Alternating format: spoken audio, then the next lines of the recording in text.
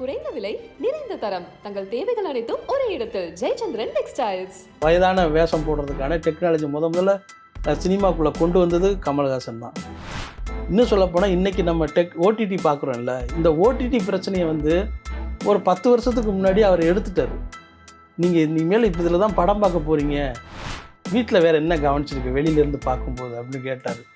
என்ன படிச்சிருக்கு எனக்கு புரியலையே, எனக்கு தெரியலையே அப்படின்னு. அவர் செல்லமாக வந்து போடா, நீ வந்து மாடியில் பார்த்துருக்கியா, ஒரு குழந்தை வந்து படிச்சுக்கிட்டே இருக்கும் அந்த பொம்மை, அந்த பொம்மை யாருக்கு தெரியுமா, என்னைய பொறுத்தளவுக்கு நீ தான் அப்படின்னாரு. உன்னைய நான் மனசில் வச்சுக்கிட்டு தான் அந்த பொம்மையை அங்கே வச்சேன். எம்ஜிஆருக்கு அப்புறம் யார் அப்படின்னா கமல் தான் எல்லோரும் சொல்லுவாங்க, ரஜினி சொல்ல மாட்டாங்க. ஏன் அப்படின்னா எம்ஜிஆர் அழகாக இருக்கார், அது மாதிரி படத்தில் யார் அழகாக இருக்குன்னா கமல் அழகாக இருக்கார்.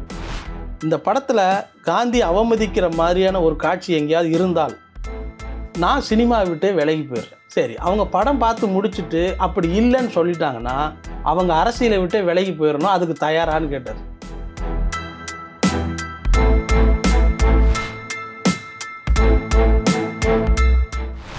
வணக்கம் சார். வணக்கம். சமீபத்தில் கமல் சார் வந்து சினிமாக்கு இன்ட்ரடியூஸ் ஆகி 65 வருஷத்தை கடந்திருக்கிறாரு. அவருக்கு செலிப்ரேட் பண்ணுற விதமாக தக் லைஃப் செட்டில் வந்து ஒரு செலிப்ரேஷன் நடந்துச்சு. கமல் சாரோட சினிமா வாழ்க்கையை எப்படி போய்கிட்டு இருக்கு அப்படின்னு சொல்ல முடியுமா சார்?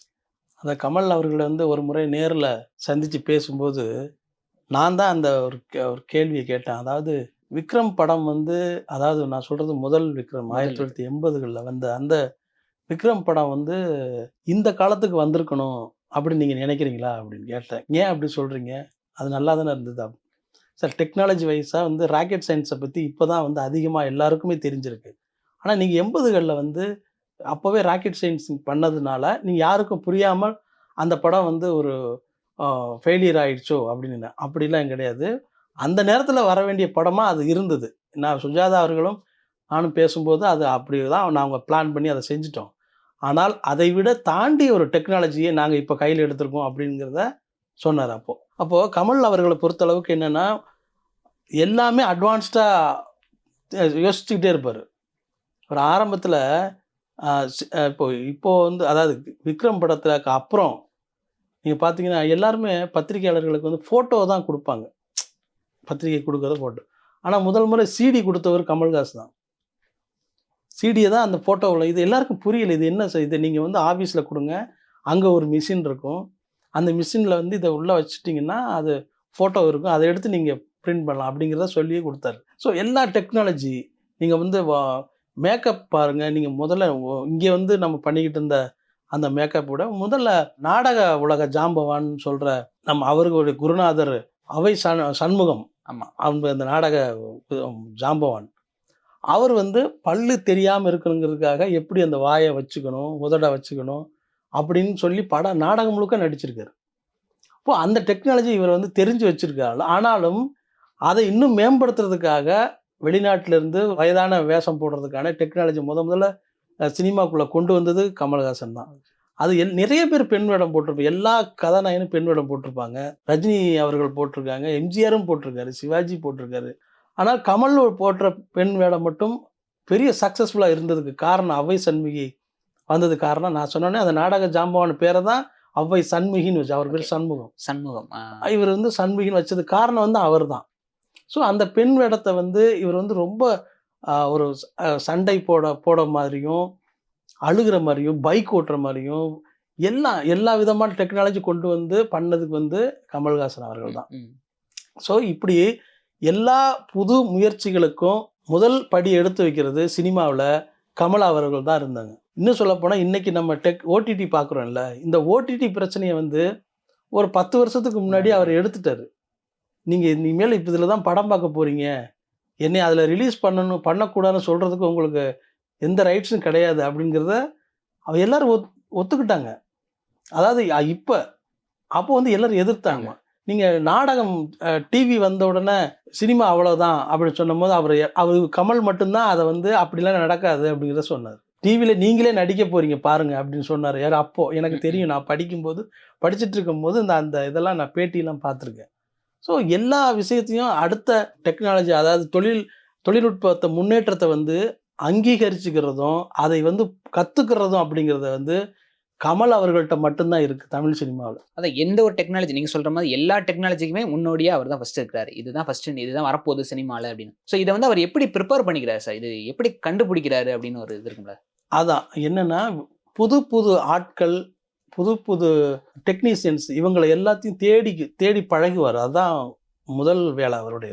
நம்ம நாட்டில் மட்டும் கிடையாது, அவருக்கு வந்து ஃபாரின் ஃப்ரெண்ட்ஸுங்கள் மூலமாக அவருக்கு வந்து இந்த மெஷின்ஸில் வந்து கேமராவில், மியூசிக் இன்ஸ்ட்ருமெண்ட்டில், ஃபோட்டோ எடுக்கிறதுல, டெக்னாலஜியில் என்னென்ன வந்து புது புது இன்ஸ்ட்ருமெண்ட் வந்திருக்கு அப்படிங்கிறத தெரிஞ்சுக்குவார்.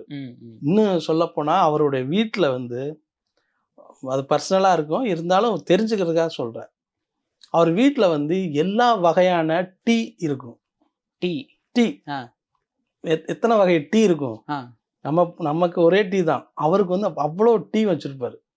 எங்க எந்தெந்த நாட்டில் என்னென்ன இலைன்ற மாதிரி அந்த மாதிரி லீஃப் லீஃப் அப்படி ஒரு வீட்டில் வச்சிருப்பாரு.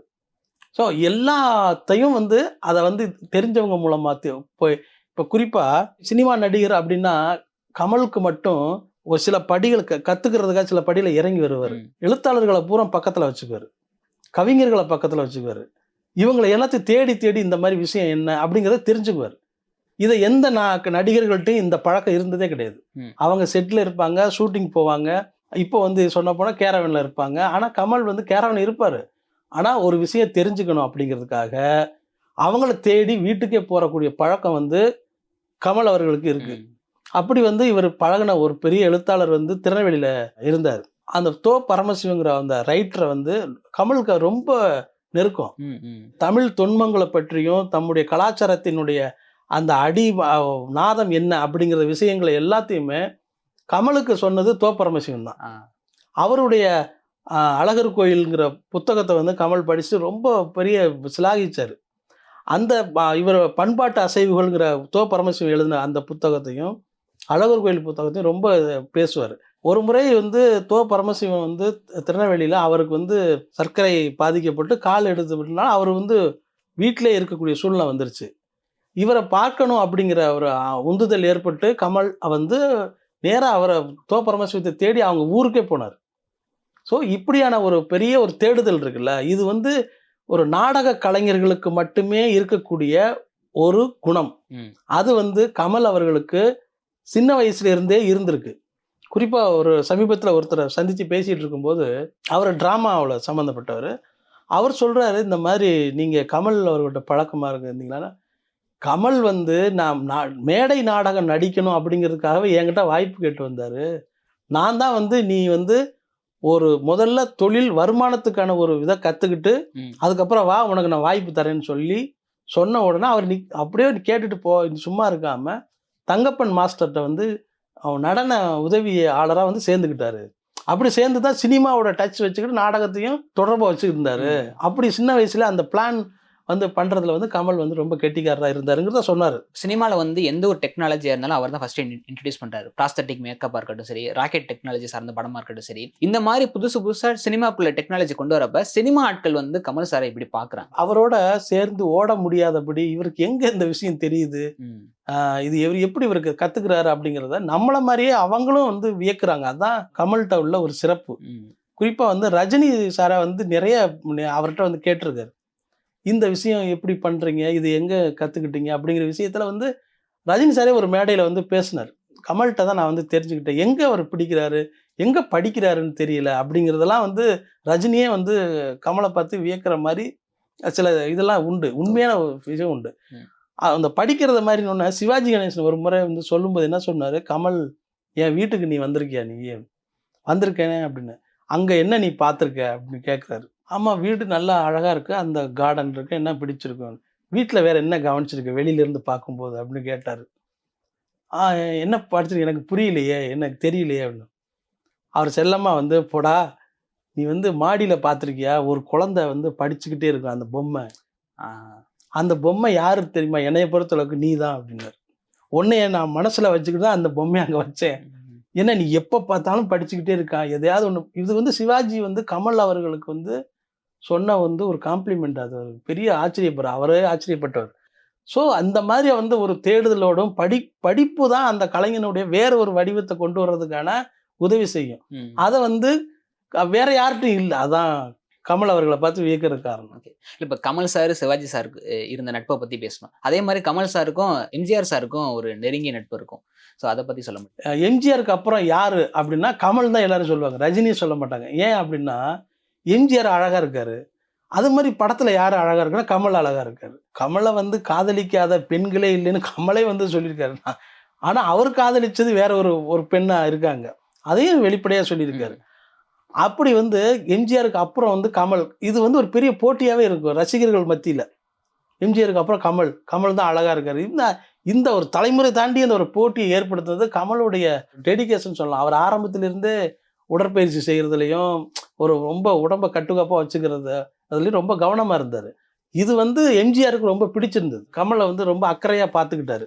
அப்போ ஏற்கனவே நம்ம சொன்ன மாதிரி அந்த உலகம், அந்த தமிழ்நாடு முழுக்க அந்த உடற்பயிற்சி கூட வந்து ஏற்படுத்தி ரசிகர்களை வந்து வேறு ஒரு பக்கம் கவனத்தை திருப்பணும் அப்படிங்கிறதுக்காக அவங்கள வந்து தனி ஒரு பாதுகாப்பு ஆட்களாக உருவாக்கும் பொழுது அவர் நேரடியாக எம்ஜிஆரை கூப்பிட்டு இந்த மாதிரி அரசாங்கத்துக்கு எதிராக நீ வந்து ஆட்களை உருவாக்குறியோ அப்படிங்கிற பேச்சு வரும், அதனால இதெல்லாம் செய்யாத, இதை வேற ஏதாவது பண்ணு அப்படின்னு சொல்லி அவர்கிட்ட அட்வைஸ் பண்ணது பிறகு அவர் வந்து அதை நட்பரிமாண்டமாக மாற்றுறாரு. இப்படி கமல் அவர்களுக்கும் எம்ஜிஆருக்கும் பெரிய அக்கறையான ஒரு நட்பு தான் இருந்திருக்கு, ஆரம்பத்தில் இருந்திருக்கு. அது நிறைய பேர் நான் கேள்விப்பட்டிருக்கேன். கமல் சார் வந்து எந்த ஒரு படம் எடுத்தாலுமே வெறும் கமர்ஷியல் சக்ஸஸாக மட்டும் இல்லாமல் சினிமா சார்ந்த ஆட்களுக்கும் சரி ஃபேன்ஸுக்கும் சரி ஒரு எஜுகேட் பண்ணக்கூடிய படமாக தான் இருக்குது.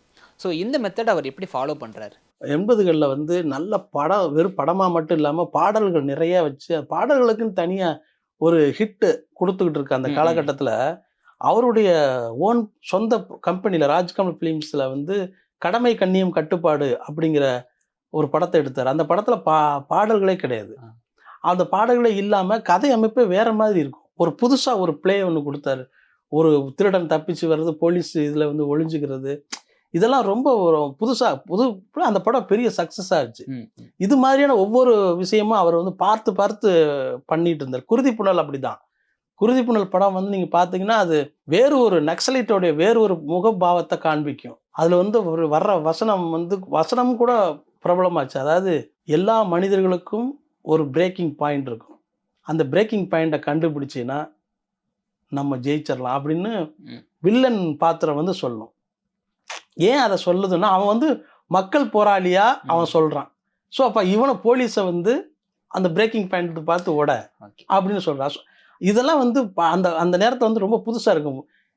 அவருடைய படங்கள் வந்து இப்போ ரீரிலீஸ் பண்ணோம்னா இது நல்லா போகும். குருதி புனல் இப்போ வந்து நல்லா போகும். ஏன்னா போலீஸ் ஆப்ரேஷன்ஸ், ஆக்ஷன்ஸ் இதை பற்றின எல்லா விழிப்புணர்வு இப்போ மக்களுக்கு இருக்குது இல்லையா. இந்த நேரத்தில் வந்து இந்த குருதி புனல் மாதிரியான படங்கள் வந்ததுன்னா அதுக்கு வேறு ஒரு ரசிகர்கள் கிடப்பாங்க. அதே மாதிரி ஹேராம் படம் எடுக்கும்போது அந்த படம் எடுத்து முடித்து ரிலீஸ் பண்ணுறதுக்கு முன்னாடி பயங்கர பிரச்சனை, பெரிய ஸ்ட்ரைக் பண்ணுறாங்க. அதாவது காங்கிரஸ் கட்சியை சேர்ந்தவர்கள் வந்து காந்தியை அவமானப்படுத்திட்டீங்க அப்படின்னு போராட்டம் பண்ணுறாங்க. அப்போ வந்து ஜெயந்தி நடராஜன் ஒரு காங்கிரஸ் தலைவர் ஒருத்தவங்க இருந்தாங்க. அவங்க வந்து கடுமையாக போராடுறாங்க. கமல் வந்து எவ்வளவோ சொல்கிறாரு, இது வந்து காந்தியை வந்து எந்த இடத்துல நான் அவமானப்படுத்தலை, ஏன்னா காந்தி எனக்கும் தேசத்தந்தை தான், நான் இந்தியாவில் தான் இருக்கேன் அப்படின்னு நிறைய விஷயம் பேசினார். ஆனால் இவங்க கேட்கல. ஒரு கட்டத்தில் வந்து நாங்கள் தொடர் போராட்டம் பண்ண போகிறோன்னு அவங்க சார்பிலேருந்து அறிக்கை வந்தப்போ கமல் வந்து சொன்னார், நான் ஓப்பனாக ஒரு சவால் விடுறேன், நான் அவங்களுக்கு படத்தை போட்டு காமிக்கிறேன், ஹேராம் படத்தை போட்டு காமிக்கிறேன். இந்த படத்தில் காந்தி அவமதிக்கிற மாதிரியான ஒரு காட்சி எங்கேயாவது இருந்தால் நான் சினிமாவை விட்டே விலகி போயிடுறேன். சரி, அவங்க படம் பார்த்து முடிச்சுட்டு அப்படி இல்லைன்னு சொல்லிட்டாங்கன்னா அவங்க அரசியலை விட்டே விலகி போயிடணும், அதுக்கு தயாரான்னு கேட்டார். ஆனால் அவங்க அப்படி செய்யலை, போராட்டம் பண்ணிட்டு தான் இருந்தாங்க. படம் ரிலீஸ் ஆச்சு, அதுக்கப்புறம் தான் தெரிஞ்சது. ஆனால் இன்னைக்கு கமல் இருக்காங்க, அந்த போராட்டம் பண்ணவங்க யாருமே இல்லை. இப்படி ஒவ்வொரு புது முயற்சிக்கு செய்யும் பொழுது பெரும் எதிர்ப்பை வந்து கமல் சந்திச்சுக்கிட்டே இருந்தார். ஓடிடியில் வரும்போது இந்த தலைமுறைக்கு தெரிஞ்ச விஷயம் வந்து விஸ்வரூபம் படத்தை வந்து நான் நாட்டை விட்டே போகிறேன் அப்படின்னு சொன்னார். ஏன்னா இதை புரியலை, இது உங்களுக்கு என்ன, எதுக்காக அந்த சேனலில் அவர் ரிலீஸ் பண்ணுறாரு, ஏன் தேட்டரில் தான் இருக்கு அப்படின்னு சொன்னாங்கல்ல. அது வந்து அவங்க யாருக்குமே இப்படி ஒரு விஷயம் இருக்குது, இந்த தளம் இருக்குது, நீங்கள் எதிர்காலத்தில் இதில் தான் ரிலீஸ் பண்ணுவீங்கன்னு சொன்னார். சாபம் விட்ட மாதிரி சொன்னார், நீங்கள் இதில் தான் பண்ணுவீங்க பாருங்க அப்படின்ட்டு போனார். ஸோ அதை வந்து இப்போ பார்த்தீங்கன்னா இப்போ எல்லாமே அதை நம்பி தானே இருக்கும். ஸோ அதில் தான் நம்ம அதிகமாக நல்ல படங்கள் பார்க்கக்கூடிய வாய்ப்பு கிடைக்குது இல்லையா? அப்படிதான் அந்த அவருடைய அந்த விஷன் வந்து வேற மாதிரி இருக்கு. இப்போ சிவாஜி சார் வந்து கமல்ஹாசனை வந்து எப்படி பார்க்குறேன் அப்படின்னு சொல்லியிருந்தார். ஒரு புத்தகம் படிக்கக்கூடிய ஒரு குழந்தையானவனை பார்க்குறேன்னு. ஸோ அவரோட படத்திலேயே சிவாஜி சார் வந்து நடிக்கக்கூடிய ஒரு வாய்ப்பு அமையுது தேவர் மகன் அப்படின்ற படத்தில். கமல் சார் வந்து எப்படி சிவாஜி சாரை பயன்படுத்தினாரு, அவர்கிட்ட எப்படி நடிப்பு வாங்குறதுக்கான வேலைகள்லாம் எப்படி போயிருக்கு? சிவாஜியை பற்றின பார்வை கமலுக்கு எப்படி இருக்குது அப்படிங்கிறத ஒரு உதாரணம் ஒரு பேட்டியிலே சொல்லுவார்.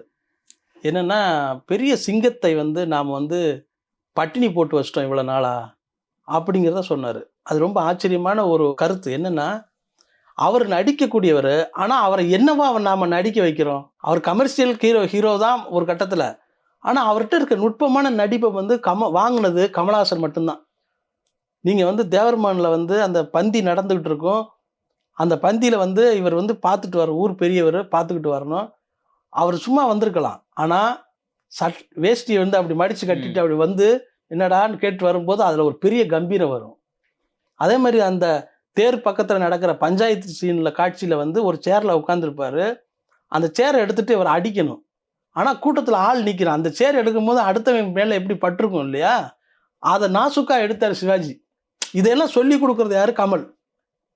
இந்த விஷயத்தை வந்து மற்ற டைரக்டர்ஸ் யாரும் பண்ணியிருப்பாங்களா அப்படின்னா பெரிய ஆச்சரியம் பண்ணியிருக்க மாட்டாங்க. இன்னொரு சீக்வன்ஸ் இருக்கும், பையனும் அப்பாவும் பேசக்கூடிய இதுல. ஆமா, அவர் வலிக்கு விட்டு பார்த்து அப்படின்னு பையன் பார்த்தா நிமிர்ந்துருவாரு. அதுதான் வந்து அந்த ஒரு நுட்பமான விஷயங்களை வந்து இவர்கிட்ட நம்ம சொல்லி வாங்காம விட்டுட்டோமே இவ்வளவு காலமா அப்படிங்கிறத வந்து அவர் கமல்ல வந்து சொன்னார். அப்படிதான் அவங்க 2 பேருக்கும் உள்ள அந்த புரிதல். அதை வந்து சிவாஜி வந்து கமலா அதை ஏத்துக்கிட்டாரு. இவன் வந்து பயங்கரம் நடிக்கிறான், மோசமானவன் அப்படிங்கிறத ஏத்துக்கிட்டாரு சிவாஜி. ஆனால் விடுதலை படம் வந்த பிறகு அடுத்தது ரஜினிக்கு சிவாஜி சேர்ந்து நடிக்கிற மாதிரி ஒரு மாவீரன் படத்துல வந்து நடிக்க வைக்கிறதாக ஒரு பிளான் இருந்தது. ஆனால் அதுல ஏதோ ஒரு சின்ன ஒரு போக்கு நடந்து அதுல அவருடைய படத்தை சின்னதா வச்சுட்டாங்க அப்படிங்கிறது அப்போ வந்து பெரிய சர்ச்சையா இருந்துச்சு. அது அப்போ அது அப்படியெல்லாம் இருந்தது. சிவாஜிக்கும் கமலுக்கும் வந்து இப்படி நட்பு ஒரு புரிதலோட இருந்தது. கமல் சாரோட இந்த 65 வருஷ பயணத்துல வந்து அவரோட அதிகமா பயணிச்சது வந்து இளையராஜா அவர்கள்னு சொல்லலாம். ஏன்னா அவரோட படங்கள்ல முக்கால்வாசி அவர் தான் இசையமைச்சிருக்காரு. கமல் சாருக்கும் இளையராஜா சாருக்கும் இருக்கக்கூடிய நட்பு எப்படி இருக்கும்? என்ன சொன்னா, மற்றவங்க யாருக்கிட்ட வந்து வாதம் பண்ணணும், யாருக்கிட்ட வந்து சொன்னதை பேச்சை குறைச்சிக்கணும் அப்படிங்கிறது வந்து இளையராஜா சார் அவர்களுக்கு தெரியும். அதிகமாக அவர் வாதம் பண்ணது கமல் அவர்கிட்ட தான். ஏன்னா அவர் தான் வந்து அதை அந்த அந்த மீட்டரில் இருக்கிறது சொல்லுவாங்க. அந்த சிங்கை அதை வந்து மாறாமல் ஒரே ஒத்த சிந்தனையில் வந்து இருக்கிற ஒரே ஆள் வந்து கமல் அவர்கள் தான். அதுக்கு வந்து நீங்கள் வந்து கமல் வந்து ஹேராம் படத்துக்கு வந்து வேற ஒரு ரவி அவருடைய வந்து மியூசிக் பண்ண வச்சுட்டு அவர் வந்து கருத்து வேறுபாடு வந்து அவர் ஃபாரின் டூருக்கு போயிட்ட பிறகு அவருக்கான கொலாப்ஸ் இருக்குல்ல, இதை மறுபடியும் எடுத்துக்கிட்டு போய் இன்னொரு மியூசிக் டைரக்டர்கிட்ட கொடுத்தா யாருமே மியூசிக் பண்ணி தர மாட்டாங்கிறத இல்லை, தர முடியாது, மியூசிக் பண்ண முடியாது. காரணம், ஒரு பாட்டு ரெடி ஆயிடுச்சு, பாட்டு ஷூட் பண்ணப்பட்டிருக்கு, அந்த பாட்டு வந்து எடுத்துட்டாங்க, அதை பழைய பாடல்கள் அவருடைய பாடலுக்கு போட்டு எடுத்துட்டாங்க. இவர் வந்து அவங்க ராஜா சார் வந்து அவங்களுக்கு ஃபோன் பண்ணி கேட்டு இப்படி பிரச்சனையாக இருக்குது, எனக்கு ஒன்றும் ப்ராப்ளம் இல்லை ராஜா, நீங்கள் பார்த்துக்கங்கன்னு சொன்னதுக்கு பிறகு தான் அவர் மியூசிக் பண்ணுறாரு. அது எப்படி, எனக்கு பெரிய பொருளாதார நஷ்டம் ஏற்பட்டுருச்சு, நீங்கள் பார்த்துக்கங்க அப்படின்னு சொன்ன பிறகு அதை நான் பார்த்துக்கிறேன், நீங்கள் போயிட்டு காலையில் வாங்கன்னு சொல்லிட்டு ஸ்க்ரீனில் ஓட விட்ட பிறகு அந்த பாட்டுக்கு என்னென்ன மூமெண்ட் பண்ணியிருக்காங்களோ அந்த மூமெண்ட்ஸுக்கு வந்து இங்கே கீபோர்டு வாசிக்க வைக்கிறாரு. ஓகே, கீபோர்டு வாசிக்க வைக்கிறாரு. அதுக்கு தான் அவர் வந்து ஒரு ஐடியாவே எளிய முறையில் புரியணும் அப்படிங்கிறதுக்காக இப்போ அதோட பக்கத்து கீழே அமைக்குனா என்ன சவுண்ட் வரும், வேற சவுண்ட் தானே வரும், அந்த சவுண்டுக்கு நான் நோட்ஸை போட்டேன், அப்படி போட்டு தான் இந்த பாட்டவே கொண்டு வந்து ஸ்க்ரீனில் வைக்கிறேன் அப்படின்னு. இவ்வளவு உழைப்பு வேற யாருக்கும் பண்ணியிருக்க மாட்டேங்குது. எனக்கு தெரிஞ்ச ஓப்பனிங் சாங் இருக்குங்க, ராமரானாலும் பாபரானாலும். ஆமாம், அந்த பாட்டு தான் எனக்கு. அதில் வந்து கமல் அவர்களுக்கு தான் அப்படி ஒரு பெரிய ஃப்ரெண்ட்ஷிப் வச்சிருக்காரு. கமல் ராஜா சார்கிட்ட கோவிச்சுக்கிட்டு போன கதையெல்லாம் இருக்குது, நிறைய கோவிச்சுட்டு போயிருக்காரு, சண்டை போட்டிருக்காரு. அது வந்து வேற யாரும் எந்த நடிகரும் செஞ்சுருக்க மாட்டாங்க. சண்டை போட்டாங்கன்னா அடுத்து அப்படியே வெளியில் உள்ளே வர முடியாது. இவர் வந்து கோவிப்பார், என்ன எல்லாம் பண்ணுவார். ராஜா சாருக்கும் தெரியும் அவர் நாலேஜ் என்ன அப்படிங்கிறது, இவர் என்ன பாடுவார், என்ன ஸ்கேல் பண்ணுறாரு அப்படிங்கிறது எல்லாமே சாருக்கு தெரியும். அதனால் அவங்க 2 பேருக்கும் உள்ள பெரிய ஒரு அன்பு நட்பு வந்து வேற எந்த நடிகர்கிட்டையும் இளையராஜா சாரை வச்சுக்கிட்டதில்ல எனக்கு தெரிஞ்ச வரைக்கும். ரஜினி சாரே வந்து ஒரு மேடையில் சொல்லியிருக்காரு, என் படங்களுக்கு இளையராஜா அவர்கள் வந்து மியூசிக் போடுறத விட கமல் படங்களுக்கு நல்ல மியூசிக் போடுவார் அப்படின்னு சொல்லி ஒரு மேடையில் கூட சொல்லியிருப்பார். இளையராஜா அவர்கள் வந்து அவர்கிட்ட கேட்டிங்கன்னா எல்லா பாட்டுக்கும் ஒரே மாதிரி தான் நான் டியூன் போடுறேன்னு தான் சொல்லுவாங்க. ஆனால் என்னன்னா அந்த அந்த கலர் மாறிடுது. நீங்கள் ஒரு படத்துக்கு யூஸ் பண்ண பாட்டுக்கு அதுக்கப்புறம் நீங்கள் வேற படத்தில் யூஸ் பண்ணீங்கன்னா அது தெரிஞ்சு போகும்ல. அதனால முதல் முறை நீங்கள் என்ன கேட்குறீங்களோ என்ன பார்க்குறீங்களோ அதுதான் உங்கள் மனசில் பதிஞ்சிருக்கும். ஒரு முறை சொன்னது என்னன்னா, ரஜினி பாட்டுக்கு போட்டு வச்சிருந்த டியூன் எடுத்து நான் வேற பாட்டுக்கு யூஸ் பண்ணியிருக்கேன், வேற படத்துக்கு கமல் படத்துக்கு யூஸ் பண்ணியிருக்கேன், ஆனால் யாருக்குமே தெரியாது அப்படின்னு சொன்னார். ஓகே. அது ரஜினி சார் படத்தில் போட்டு மிச்சம் இருந்த டியூன்களை வந்து நான் இந்த படத்துக்கு அதை மாற்றி போட்டு யூஸ் பண்ணியிருக்கேன் அப்படின்னு இருக்காரு. ஓகே. இப்போ ரீசெண்டாக டைரக்டர் அமீர் அவர்கள் வந்து ஒரு ப்ரெஸ் மீட் கொடுத்திருந்தாரு. அதில் என்ன சொல்லியிருந்தாரு அப்படின்னா, நாங்கள் சேது படம் எடுத்து ரிலீஸ் பண்ணுறதுக்கு நிறைய ஸ்ட்ரகிள்ஸ் ஃபேஸ் பண்ணிக்கிட்டு இருந்தோம். அப்போ கமல் சார் வந்து ஒரு டப்பிங் வேலையாக ஒரு தியேட்டருக்கு வந்தார். அப்போ ஒருத்தர் இன்ட்ரடியூஸ் பண்ணார், இவர் தான் வந்து பாலாவோட அசிஸ்டண்ட் அமீர் அப்படின்னு. அப்போ கமல் சார் சொன்னார், ஆமாம் கேள்விப்பட்டேன், ஏதோ சேதுன்னு ஒரு படம் இருக்கு அப்படின்னு. ஸோ ஒரு நல்ல திரைப்படங்கள் வெளியே வர்றதுக்கு சிரமத்தில் இருக்குன்றதெல்லாம் எப்படி கமல் சார் வந்து ஐடென்டிஃபை பண்ணுறாரு? இல்லை, எல்லாத்தையும் அவரை பார்த்து வச்சுக்கிட்டு கேட்டு, நான் தான் சொன்னேன், எல்லாமே கேட்டுக்கிட்டே இருப்பார். திரைப்படம் என்ன சம்பந்தமா இன்னைக்கு என்ன நடக்குது, போகுது வருது அப்படிங்கிறத. சேது படத்துடைய கடைசி ப்ரொடக்ஷன் நடத்தி முடிக்கிற அன்னைக்கு நான் வந்து ராஜா சாரை சந்திக்கிறேன். அப்போதான் வந்து அந்த ஒரு பாட்டு டைட்டில் சாங் ஒன்று போகும்போது அந்த பாட்டுக்கு தான் நான் வந்து முதல் முறையாக ராஜா சாரை நான் அப்போ பார்க்குறேன். அப்போது வந்து பாலா அவர்கள் வந்து ஒரு சாதாரண ஒரு கிட்டத்தட்ட உங்கள் உயரத்துக்கு, ஆனால் கொஞ்சம் உயரமாக வந்து அவர் வந்து ஸ்டுடியோவுக்கு வருவார் போவார், அப்படி தான் பார்ப்பார். ஒரு நல்ல படம் எங்கே தயாராகுது, நல்ல ரைட்டர்ஸ் எங்கே இருக்காங்க அப்படிங்கிறதெல்லாம் கண்டுபிடிச்சிட்டே இருப்பார், தேடிக்கிட்டே இருப்பார் இவர் கமல் சார். நீங்கள் கமல் சார். அது வந்து காக்கா ராதாகிருஷ்ணங்கிற நடிகரை வந்து கிட்டத்தட்ட சினிமா உலகமே மறந்து போச்சு. மறந்து போன ஒரு நடிகனை வந்து இவன் பிரமாதம் பண்ணுவான், இந்த ஆள் எங்கே இருக்கான்னு கண்டுபிடிச்சி தேவர் மகனில் வந்து சிவாஜியோட தம்பியாக நடிக்க வச்சான். பெரிய தேவருங்கிற கேரக்டரை வந்து நடிக்க வச்சாரு. அதே மாதிரி ஒரு பெரிய கவிதை வந்து எல்லாராலும் பேசப்படுது, யார் இந்த எழுதுனது கண்டுபிடிப்பாரு. அந்த பீரியட்ல வந்து கண்ணீர் பூக்கள்ங்கிற கவிதை வந்து பிரபலமான பெரிய ஹிட். அது அந்த கண்ணீர் பூக்கள் கவிதை புஸ்தகத்தை வந்து கையில வச்சுக்கிறதே பெரிய கௌரவமா நினைக்கிற காலகட்டத்தில் இருந்தாங்க இளைஞர்கள். அது வந்து கவிஞர் மு. மேத்தா அவர்கள் தான் எழுதினாரு. அவரை வந்து தன்னோட படத்துல வந்து ஒர்க் பண்ண வைக்கணும் அப்படின்னே கமல் வந்து உங்க கவிதை எனக்கு ரொம்ப பிடிக்கும் அப்படிங்கிறத வந்து சொல்லி அவரை ஒர்க் பண்ண வச்சாங்க. இப்போ திடீர்னு அப்போ கமல் படத்துல ஒர்க் பண்ணல, ஆனால் பரவாயில்ல உங்கள் பாட்டையாவது நான் பாடுறேன்னு சொல்லிட்டு ஓ மானே மானேங்கிற படத்தில் மு. மேத்தா எழுதின பாட்டவே பாடினார். பொன்மானே தேடுதே என் உள்ளம் பாடுதேங்கிற பாட்டை வந்து பாடினார். ஏன்னா பெரும் கவிஞன்னு ஒரு இவ்வளோ பெரிய ஃபேன் ஃபாலோவர்ஸ் இருக்காங்க. அப்போ வந்து ஃபாலோவர்ஸ்னா லெட்டர் தானே, இவ்வளோ பெரிய ஆளாக இருக்காங்க, இவர் பாட்டை நம்ம பாடணும். அப்போ ஒரு எவ்வளோ பெரிய நடிகன், எவ்வளோ பெரிய கலைஞன், அவன் ஒரு இறங்கி வந்து ஒரு புது கவிஞருக்கு வந்து நம்ம அந்த ஃபேமிலியில் நம்ம சேர்ந்துக்கணுங்கிற ஒரு அதை பண்ணுற அந்த மனநிலை இருக்குல்ல, அது வந்து கமலோடைய வெற்றிக்கு மிகப்பெரிய காரணம். இப்போ கமல் சாரோட 65வது வருஷத்துல வந்து தக் லைஃப் செட்டில் வந்து ஒரு செலிப்ரேஷன் பண்ணியிருந்தாங்க. ஒரு கிட்டத்தட்ட 30 வருடங்களுக்கு மேலே வந்து மணிரத்னம் சாரும் கமல் சாரும் இணையக்கூடிய ஒரு படமாக இருக்குது. ஸோ இந்த படத்தோட பயணம் எப்படி இருக்குது சார்? ஆல்ரெடி மணிரத்னமே ஒரு பெரிய ஐடியா களஞ்சியம். அவர் வந்து ஒரு சைலண்ட்டாக ஒரு வேலை பார்க்குறவர். அதில் வந்து கமல் அவர்களோட பண்ண முதல் நாள் அந்த இருங்காட்டுக்கோட்டைங்கிற அந்த ரேஸ் நடக்கிற இடத்துல வந்து ஒரு பெரிய ஷூட் பண்ணியிருக்காங்க. அந்த ஃபைட் சீன் வந்து அதில் நடித்த ஒரு சண்டை கலைஞர் வந்து எனக்கு நெருங்கிய நண்பர். அவர் வந்து சொன்னார், இந்த படத்தில் வந்து நீங்கள் பார்க்குற சண்டை வந்து வேறு எங்கேயுமே பார்க்க முடியாதுங்க கண்ணன் அப்படின்னு சொன்னார். காரணம் என்னென்னா அதில் அவ்வளோ பேர் கடுமையாக உழைச்சிருக்காங்க, அதுக்கு புது புது டெக்னாலஜியெல்லாம் பயன்படுத்தியிருக்காங்க.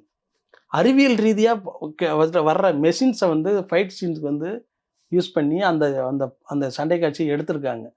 அப்படி வந்து அந்த படத்துக்கு என்னென்ன இதை கொட்ட முடியுமே அது அத்தனையும் கொட்டியிருக்காங்க, அந்த திறமையையும் அந்த ஐடியாக்களையும். ஏன் அப்படின்னா இவங்க 2 பேரும் சேர்ந்தா நாயகன் படம் வந்த நேரத்திலே வந்து மணிரத்னத்துக்கும் கமல் நீங்கள் எப்போ வந்து படம் பண்ணுறீங்க, அடுத்த படம் எப்போ பண்ணுறீங்கன்னு, இது வந்து நம்ம அடுத்தடுத்து படம் பண்ணுறதுக்கு வந்து வரல. ஒரு படம் பண்ணோமா அதை விட சூப்பராக இன்னொரு படம் பண்ணணும், அதுக்காக கொஞ்சம் யோசிக்க வேணும் அப்படின்னு சொல்லி அவங்க யோசிச்சு 2 பேரும் வேறு வேறு வழியில் வந்துட்டாங்க.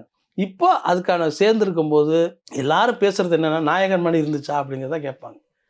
ஸோ அதில் வந்து நம்ம எப்படி வந்து இந்த படத்தை ஹிட் பண்ணணும், அந்த படத்துக்கு இணையாக இதை வர வைக்கணும், அது இந்த கால தலைமுறையினருக்கு இந்த படத்தை வந்து புரிய வைக்கணும், கொண்டு போய் சேர்க்கணுங்கிற அக்கறை வந்து 2 பேருக்கு இருக்குது. அதனால போட்டி போட்டுட்டு 2 பேரும் கடுமையாக வேலை பார்க்குறாங்க அப்படிங்கிறத மட்டும் தெரியும். அது நேற்று வந்து அந்த செட்டே வந்து எழுந்து நின்று மரியாதை செஞ்சு பெரிய கிளாப்ஸ் பண்ணி கமல் அவர்களை வந்து பெரிய கௌரவம் படுத்திருக்காங்க. பொதுவாக அந்த மணிரத்னம் வந்து அவர்கள் வந்து இந்த மாதிரி கொண்டாட்டங்கள் எல்லாம் தள்ளியே இருக்கிறவர். அவர் வந்து கொண்டாடுறதுக்கு பெருசாக வரமாட்டார், கூச்ச சுபாவமாக அவர் இருக்கிறதுனால அவர் அது வர்றதில்ல. ஆனால் அவரே முன்னால வந்து கைதட்டி சவுண்டு சவுண்டு விட்டு விட்டு ஆமா ஒரு ஒரு மாதிரி யூத் மாதிரி ம். சவுண்டு விட்டு அவர் வந்து ஏன்னா அவர் அந்த அளவுக்கு ஒரு பயங்கரமா ஒரு ஆமா கத்தி பார்த்தது கிடையாது. அது வந்து கமலுக்கு கிடைச்ச ம். மிகப்பெரிய மரியாதை தான். ம். ஆனால் கமல் வந்து பல பரிசோதனை முயற்சிகளை தன்னுடைய சொந்த பணத்துல செய்து பார்த்துருக்காரு. விரும்பினால் மட்டும் வேறொருத்தருக்கு வந்து புது கதையை கொடுப்பாரு. அந்த வகையில கமல் வந்து ஒரு பெரிய வெற்றி நாயகன் என்பதுல வந்து நமக்கு மறுப்பே கிடையாது. அவர் இன்னும் பல சாதனைகள் செய்வார்னு நினைக்கிறேன். ஓகே. ஸோ இவ்வளவு நேரத்தை ஒதுக்கி எங்களுக்காக நிறைய நினைவுகளை பகிர்ந்தமைக்கு நன்றி சார்.